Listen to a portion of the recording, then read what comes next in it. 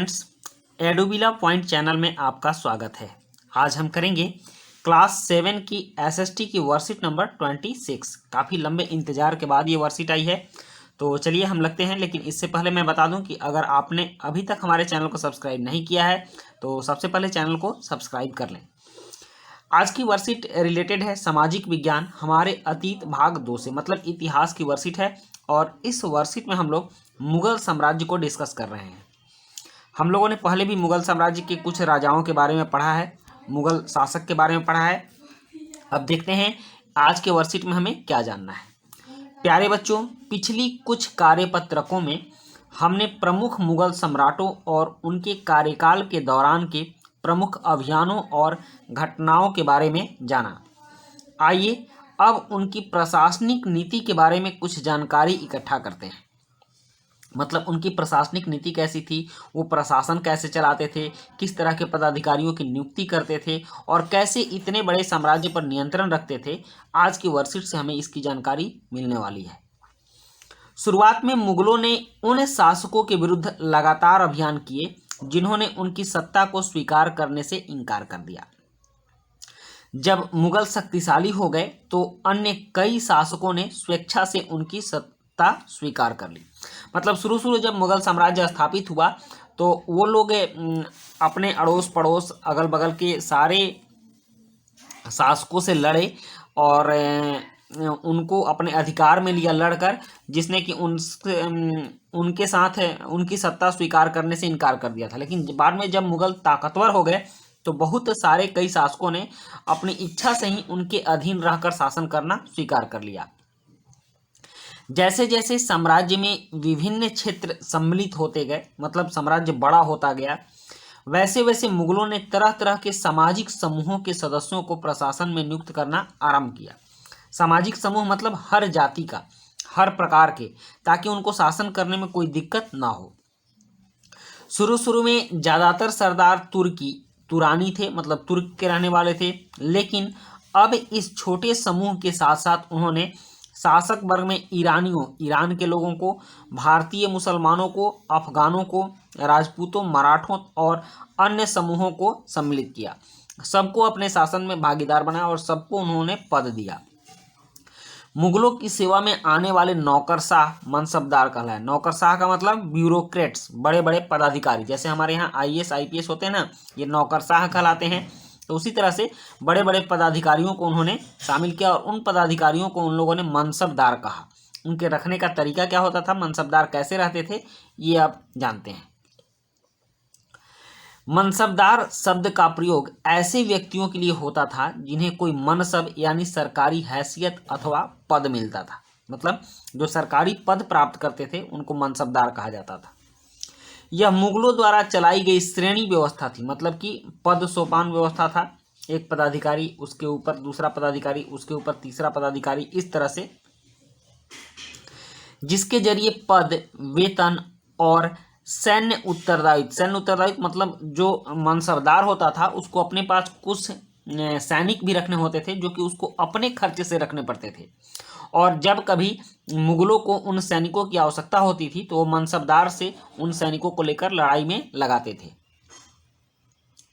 निर्धारित किए जाते थे, मतलब कि मनसबदारों को पद निर्धारित किया जाता था, वेतन निर्धारित किया जाता था और सैनिक उत्तरदायित्व को कितनी सैनिक रख सकते हैं इसको भी निर्धारित किया जाता था।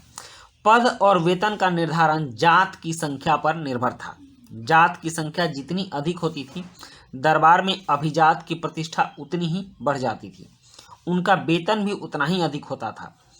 5000 जात वाले अभिजातों का दर्जा 1000 जात वाले अभिजातों से ऊंचा था। मतलब अभिजात मतलब पैदल सैनिक, जात का मतलब पैदल सैनिक होता था। तो जिस मनसबदार के पास जितने अधिक सैनिक होते थे, जितने अधिक जात होते थे, वो उतना ही बड़ा मनसबदार समझा जाता था। मतलब कि 1000 सैनिक वाला मनसबदार छोटा समझा जाता था और 5000 सैनिक वाला मनसबदार बड़ा समझा जाता था। जो सैन्य उत्तरदायित्व मनसबदारों को सौंपे जाते थे उन्हीं के अनुसार उन्हें घुड़सवार रखने पड़ते थे और फिर उनको उसके अनुसार घुड़सवार भी रखने पड़ते थे जो घोड़े पर चलने वाले सैनिक थे। मनसबदार अपने सवारों को निरीक्षण के लिए लाते थे। मतलब उनके जो सवार होते थे, जो सैनिक घोड़े पर चढ़ के लड़ता था उसको सवार बोला जाता था।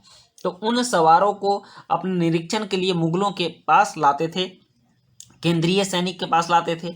वे अपने सैनिकों के घोड़ों को दगवाते थे मतलब उनको किसी गर्म लोहे से दाग कर एक खास प्रकार का चिन्ह घोड़ों पर लगाया जाता था और वो दागने का चिन्ह अंकित हो जाता था, जिससे पता चलता था कि ये मुगल सम्राट के सैनिक के घोड़े हैं। एवं सैनिकों का पंजीकरण करवाते थे और सैनिकों का रजिस्ट्रेशन होता था, उनका हुलिया लिखा जाता था।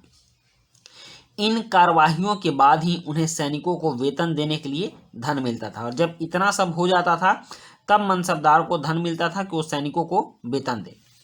मनसबदार अपना वेतन राजस्व एकत्रित करने वाली भूमि के रूप में पाते थे, जिन्हें जागीर कहते थे, जो तकरीबन इक्ताओं के समान थी। इक्ता इल्तुतमिश के समय में इक्ता चला था, उसने साम्राज्य को छोटे छोटे इक्ताओं में बांट दिया था और वहां पर इक्तादार की नियुक्ति की थी, जबकि मुगलों ने मनसबदार की नियुक्ति की थी। और सल्तनत काल में इक्ता होते थे और इसमें जागीर होती थी। मतलब कि एक मनसबदार को अगर पेमेंट देना है, भुगतान करना है, तो उनको ज़मीन का इतना बड़ा टुकड़ा दे दिया गया, साम्राज्य का इतना बड़ा हिस्सा दे दिया गया और कहा गया कि आप इसमें से राजस्व वसूल कीजिए, जो भी टैक्स होता है सारा टैक्स वसूल कीजिए और उससे कुछ पैसा केंद्र को भी दीजिए, मतलब मुगल बादशाह को भी दीजिए और कुछ अपने खर्च के लिए भी रखिए। यही उनको वेतन के रूप में मिलता था। परंतु मनसबदार मुक्तियों से भिन्न होते थे। इक्ता के जो मुक्ति होते थे उससे ये भिन्न होते थे। अपने जागीरों पर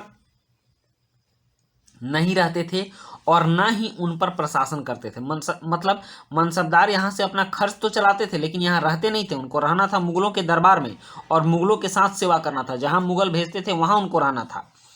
उनके पास अपनी जागीरों से केवल राजस्व एकत्रित करने का अधिकार था। उनको मात्र राजस्व एकत्रित करने का ही अधिकार था। यह राजस्व उनके नौकर उनके लिए एकत्रित करते थे, जबकि वे स्वयं देश के किसी अन्य भाग में सेवारत रहते थे। मतलब कहीं कहीं सेवा देते थे, लड़ाई में जाते थे या कोई जिम्मेवारी का काम करते थे। अब हम देखते हैं अकबर के शासनकाल के दौरान 29 ऐसे मनसबदार थे जो 5000 जात की पदवी के थे। मतलब अकबर के शासन में 29 मनसबदार 5000 जात वाले थे। जागीरों का सावधानी पूर्वक आकलन किया जाता था ताकि इनका राजस्व मनसबदार के वेतन के तकरीबन बराबर हो। मतलब अकबर के शासनकाल में उतनी जागीरें मनसबदार को दी जाती थी जिनसे कि उसको वेतन की प्राप्ति हो सके, जिसकी आय से वो अपना खर्च चला सके। अब देखते हैं औरंगजेब के शासनकाल में। औरंगजेब के शासनकाल में 5000 जात की पदवी के मनसबदारों की संख्या 79 हो गई, काफी अधिक बढ़ गई। ठीक, लगभग 50 ज्यादा हो गया।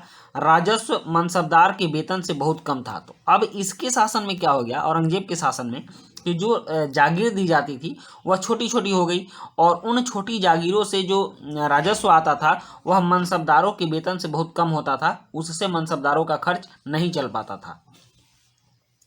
मनसबदारों की संख्या में भी अत्यधिक वृद्धि के कारण उन्हें जागीर मिलने से पहले एक लंबा इंतजार करना पड़ता था।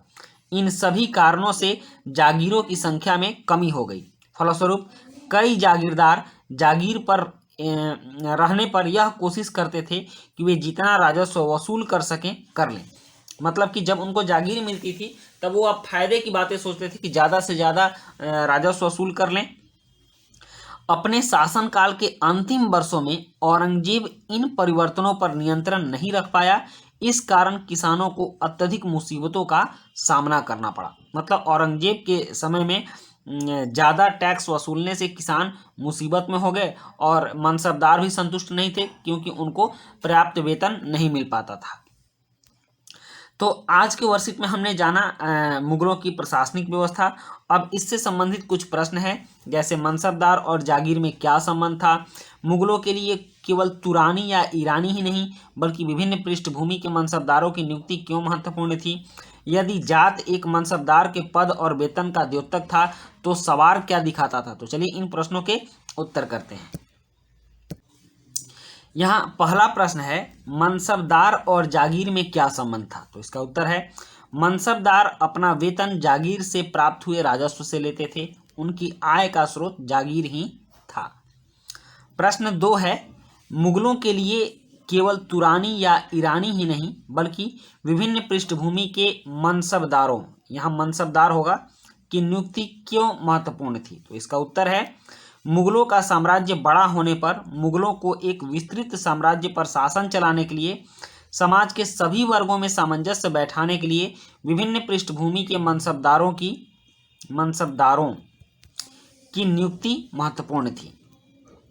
और प्रश्न 3 है, यदि जात एक मनसबदार के पद और वेतन का द्योतक था तो सवार क्या दिखाता था? तो इसका उत्तर है जात एक मनसबदार के पद और वेतन का द्योतक था तो सवार से सैनिकों की संख्या का संबंध था। एक घुड़सवार सैनिक को एक सवार माना जाता था। तो बच्चों ये थी आपकी आज की वर्कशीट, और आज की वर्कशीट काफ़ी इंटरेस्टिंग रही। वीडियो अच्छी लगी हो तो लाइक, सब्सक्राइब, कमेंट जरूर कीजिएगा, अपने दोस्तों के बीच शेयर भी कीजिएगा। तो मिलते हैं नेक्स्ट वीडियो में। Thank you.